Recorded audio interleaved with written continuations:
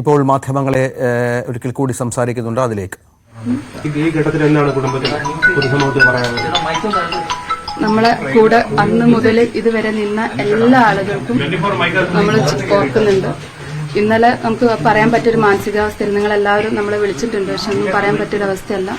അപ്പം നമുക്ക് എല്ലാവർക്കും അറിയാം, ഒന്നാം ഘട്ട തെരച്ചിലാണെങ്കിൽ അത് അവസാനിക്കുമ്പം ഒരുപാട് ചോദ്യങ്ങൾ ബാക്കിയാക്കിയിട്ടാണ് പോയത്. അതിന്റെ ഇടയിൽ കുടുംബം നേരിട്ട ഈ വ്യാജ വാർത്തകൾ നമ്മൾ ഒട്ടും പ്രതീക്ഷിച്ചില്ല. ഒരുപാട് പേര് കൂടെ നിൽക്കുന്ന സമയത്താണെങ്കിലും വ്യാജ വാർത്തകളായിട്ട് നമ്മുടെ ഒരുപാട് പേര് വിഷമിപ്പിച്ചിട്ടുണ്ട്.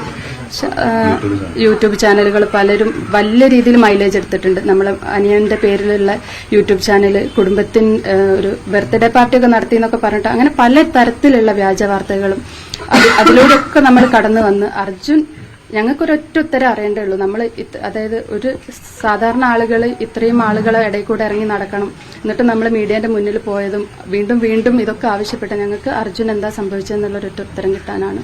ആ ഒരു ഉത്തരത്തിലേക്ക് എത്താൻ കുറച്ച് വൈകിപ്പോയി. എന്നാലും നമുക്ക് എല്ലാവർക്കും അത്രയും പ്രതിസന്ധി നിറഞ്ഞൊരു സമയമായിരുന്നു. കാലാവസ്ഥയാണെങ്കിലും എല്ലാ രീതിയിലും നമ്മൾ ഒരുപാട് ബുദ്ധിമുട്ടുണ്ടായിരുന്നു. പിന്നെ രണ്ടാം ഘട്ട തെരച്ചിൽ നിർത്തിവെച്ചപ്പോൾ ഭയങ്കര വിഷമമുണ്ടായിരുന്നു. ഇനിയിപ്പോൾ എന്തെന്നുള്ള ഒരു ഇതുണ്ടായിരുന്നു.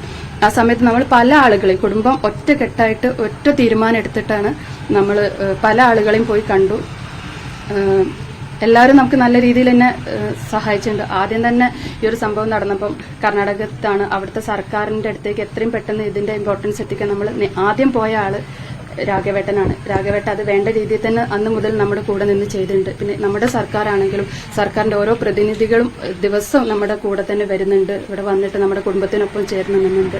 കൃഷ്ണപ്രിയ അവൾക്ക് നമ്മൾ എന്ത് കൊടുത്താലും മതിയാവില്ല, പക്ഷെ അർജുൻ എന്ന് പറഞ്ഞൊരു നഷ്ടം അവൾക്ക് തീരാ നഷ്ടമാണ്.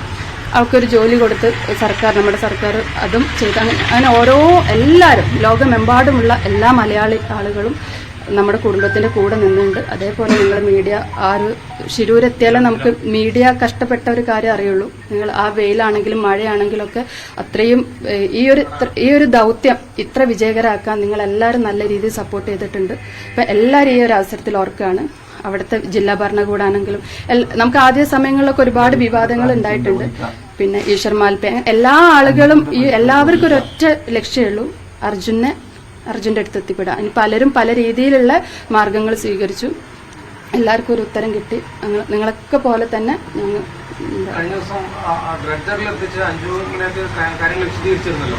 അപ്പൊ അവർക്ക് പരിമിതി ബോധ്യപ്പെടുത്താനാണോ ശ്രമിച്ചത്, അതോ നടത്തുന്ന പുരോഗതി അറിയിക്കാനായിരുന്നു? പുരോഗതി അറിയിക്കുന്നതിനൊപ്പം തന്നെ SP സാറ് അതായത് ഈ ഒരു ഡ്രഡ്ജിങ് സാധ്യമാക്കാൻ അവരെ പ്രഷർ ചെയ്ത് എന്റെ അടുത്ത് പറഞ്ഞു. ഇപ്പൊ KC വേണുഗോപാൽ സാർ അടക്കമുള്ള ആളുകളുടെ ഡയറക്റ്റ് പ്രഷറും കാര്യങ്ങളും ഇപ്പൊ രാഘവേട്ട അങ്ങനെയുള്ള ആളുകളാണ് നമ്മളെ ഈ ഒരു ഇതിന് വേണ്ടിയിട്ട് ഹെൽപ്പ് ആ ഒരു എഫേർട്ട് എടുത്തതെന്ന് പറഞ്ഞു. പിന്നെ അതേമാതിരി അവർക്ക് ആ ലോറി അവിടെയാണ് ഏകദേശം അവർക്ക് ഉറപ്പുണ്ടായിരുന്നു. അപ്പൊ ആ ഒരു ഉറപ്പ് നമ്മളെയും കൂടി അറിയിക്കാനാണ്. ഇപ്പൊ കുറച്ച് ദിവസം എടുക്കും. നമുക്ക് ഏകദേശം ഇതിന്റെ ഉള്ളിലാണ് ലോറി എന്നുള്ള മനസ്സിലായിട്ട് ഏകദേശം സ്ഥാനം മനസ്സിലായിട്ട് അപ്പൊ എത്രയും പെട്ടെന്ന് തന്നെ നമുക്ക് എടുക്കാം. പക്ഷെ അത് പതുക്കെ നമുക്ക് സാധ്യമാവുള്ളൂ. ആ കാര്യങ്ങളൊക്കെ അറിയിക്കാനും അങ്ങനത്തെ കാര്യങ്ങൾക്ക് വേണ്ടിയിട്ടായിരുന്നു നമ്മൾ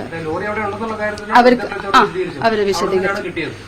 അവിടെ തന്നെയാണ് കിട്ടിയത്. ആദ്യം ഈ തെരച്ചിലിനൊക്കെ വളരെ വേഗം കുറവാണ് നമ്മൾ പരാതി. പിന്നീട് അങ്ങോട്ട് വന്നപ്പോൾ കാര്യങ്ങളൊക്കെ കൃത്യമായി നടന്നിരുന്നു, ഏകോപനം കാര്യങ്ങളൊക്കെ? ഏകോപനം അതൊന്നും അങ്ങനെയൊന്നും പറയാൻ ഞാൻ ആരുമല്ല. അപ്പം നമുക്ക് അതൊക്കെ ഓരോ സാഹചര്യങ്ങൾക്കനുസരിച്ചിട്ടാണ്. അപ്പം അതെനിക്ക് ഉത്തരമല്ല.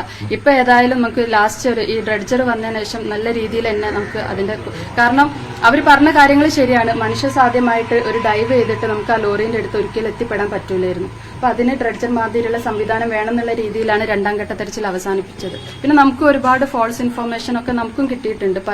പല രീതിയിലും നമ്മളും ആ വഴിക്കൊക്കെ പോയിട്ടുണ്ട്. അപ്പം ഏതായാലും കുറച്ച് വൈകിയാണെങ്കിലും ഈ ഒരു സമയത്ത് ഈ ഒരു ഇതിലേക്ക് എത്താൻ പറ്റും. എല്ലാം സാധ്യമായതെല്ലാം ചെയ്തു. ഒരാൾക്ക് വേണ്ടിയിട്ട് ഈ ഒരു 72 ദിവസം അവര് കാത്തിരുന്ന്, അതായത് അവർക്ക് എപ്പോൾ വേണമെങ്കിലും ഈ ഒരു ചാപ്റ്റർ ക്ലോസ് ചെയ്യായിരുന്നു. ഈശ്വർ മാൽപ്പയുടെ റോൾ എങ്ങനെയാ കാണുന്നത്? ആരും ഇറങ്ങാതെ സമയത്ത് പുഴയിൽ ഇറങ്ങി, പക്ഷെ പിന്നീട് ഭരണകൂടം മോശമായി പെരുമാറി എന്നൊക്കെ പറഞ്ഞ് പുള്ളി തിരിച്ചു പോകുന്ന ഒരു സ്ഥിതി കൂടി ഉണ്ടായി. അല്ല, അതൊരു തെറ്റിദ്ധാരണയുടെ ഭാഗമാണ്. ഈശ്വർ മാൽപ്പെ സാറും അതേമാതിരി കുറെ പേര് ഇങ്ങനത്തെ മുങ്ങൽ വിദഗ്ധരൊക്കെ ഇതിനുവേണ്ടി ഹെൽപ്പ് ചെയ്തിട്ടുണ്ട്. നമ്മുടെ സതീശ് സാറാണ് ഈശ്വർ മാൽപ്പേനെ അവിടേക്ക് കൊണ്ടുപോകുന്നത്. കൊണ്ടുവന്നെന്ന് തോന്നുന്നുണ്ട്. അപ്പം ആവശ്യഘട്ടങ്ങളിൽ അവരുടെ സഹായം നമുക്ക് കിട്ടിയിട്ടുണ്ട്. പക്ഷേ ഈ ഡ്രഡ്ജിങ് കൊണ്ടുവന്നപ്പം നമ്മുടെ ഡ്രഡ്ജർ ഉപയോഗിച്ചിട്ടുള്ള എത്രയും പെട്ടെന്നുള്ള ഒരു കണ്ടുപിടുത്തം അതിനൊരു ചെറിയൊരു ഇതുപോലെയാണ്. അതുകൊണ്ടായിരിക്കും ജില്ലാ ഭരണകൂടം താൽക്കാലികമായിട്ട് ആക്കിയത്. അല്ലാതെ ഈശ്വർ മാൽപ്പനെ തഴഞ്ഞിട്ടും കാര്യങ്ങളൊന്നും ആയിട്ടല്ല. ഈ ജിതിൻ അതുപോലെ തന്നെ മനാഫ് ഈ രണ്ടുപേരുടെ ഇടപെടൽ ഒരുപക്ഷെ വേറെ ആരെക്കാൾ കൂടുതൽ അവരാണ് നിരന്തരം കൂടെ ഉണ്ടായിരുന്നത്. ജിതിൻ ഞങ്ങൾ ഒറ്റക്കെട്ടായിട്ടാണ് ഇപ്പൊ ഞങ്ങൾക്ക് വേണ്ടിയിട്ട് ജിതേട്ടനാണ് മുന്നിൽ എല്ലാ കാര്യത്തിലും നിന്നത്. മനാഫ്ക വേറൊരു തരത്തിലേക്കാണ് അവിടേക്ക് എത്തിപ്പെടുന്നതെങ്കിൽ പക്ഷെ ഞങ്ങൾ കുടുംബത്തിന്റെ ഫസ്റ്റ് ടു ലാസ്റ്റ് ഓരോ ഘട്ടങ്ങൾക്ക് ഞങ്ങൾക്കറിയാം ആരൊക്കെ പോയി കണ്ടെന്നുള്ളത്. ജിതിൻ വേറെ രീതിയിലും മനാഫ്ക വേറെ രീതിയിലും ഞങ്ങളെ ലക്ഷ്യം ഒന്നാണ്. പക്ഷെ ഞങ്ങൾ ഒരുമിച്ചല്ല ഈ ഒരു ഡ്രഡ്ജിംഗ് എന്ന് പറഞ്ഞൊരു സംവിധാനം ഇവിടെ എത്തിച്ചത് വരെ നമ്മൾ അത്രയും കുടുംബത്തിന്റെ ഭാഗത്തു നിന്നുള്ള എഫേർട്ട് അത് ഡ്രഡ്ജർ എത്തിച്ച ആളുകൾക്കറിയാം നമ്മൾ എടുത്ത എഫേർട്ട് എത്രയാണെന്നുള്ളത്. നമ്മൾ അത്രയും ഓരോ ആളുകളെ പോയി കണ്ട് നമ്മുടെ കൂടെ നിന്ന് ആ രാഘവേട്ട നമ്മുടെ സതീശ് സാറ് ഇങ്ങനത്തെ ആളുകളാണ് ഇത് നമ്മുടെ കൂടെ അവർ നിന്നതുകൊണ്ടാണ്. അല്ലാതെ നമ്മൾ അവർക്കെതിരെ നിന്നാൽ നമുക്ക് ഒരിക്കലും ഈ ഒരു ഡ്രഡ്ജർ എന്ന് പറഞ്ഞ സംവിധാനം എത്തിപ്പെടാൻ പറ്റില്ല. ഈ സോഷ്യൽ മീഡിയ ആക്രമണത്തെ കുറിച്ച് പറഞ്ഞതുകൊണ്ട് ചോദിക്കുകയാണ്. അന്ന് നിയമപരമായി പോകും കമ്മീഷനൊക്കെ പരാതി കൊടുത്തിരുന്നൊക്കെ പറഞ്ഞു. അത് പിന്നീട് എന്തെങ്കിലും ഇല്ല, അതൊക്കെ അതിന്റെ രീതിയിൽ തന്നെ നടക്കുന്നുണ്ട്. പരാതികൾ ഒക്കെ ഫാമിലിന്റെ ഭാഗം കൊടുത്തിട്ടുണ്ട്. ഈ കുടുംബവും മനാഫും ഒക്കെ പലതവണ സമൂഹ മാധ്യമങ്ങളിൽ ആക്രമണം മനാഫ്കയ്ക്ക് ഒരുപാട് ആക്രമണങ്ങൾ നേരിട്ടേണ്ടി വന്നിട്ടുണ്ട്. ഇനിയുള്ള കാര്യങ്ങൾ ലാസ്റ്റ് ഇൻഫർമേഷൻ എങ്ങനെയാണ്? ഇല്ല, അതൊക്കെ അവിടെ അതിന്റെ പ്രൊസീജിയർ അവർ വേണ്ട രീതിയിൽ ഇപ്പൊ ഇവിടുത്തെ മന്ത്രിമാരാണെങ്കിൽ ഇടപെടുന്നുണ്ട്. അവിടുത്തെ അവരും ഇടപെട്ടിട്ട് വേണ്ട രീതിയിൽ ചെയ്തു. നമുക്കിനി യാതൊരുവിധ ഒന്നുമില്ല.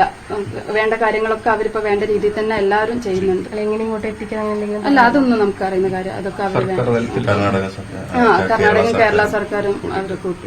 ഈ DNA പരിശോധന എന്നുള്ളത് കുടുംബത്തിന്റെ കൂടെ ആവശ്യമായിരുന്നു. കുടുംബത്തിന് അതിന്റെ പ്രൊസീജിയർ ഒക്കെ അവർ ഏതായാലും ഇത്രയും ദിവസം നമ്മൾ കാത്തിരുന്നു.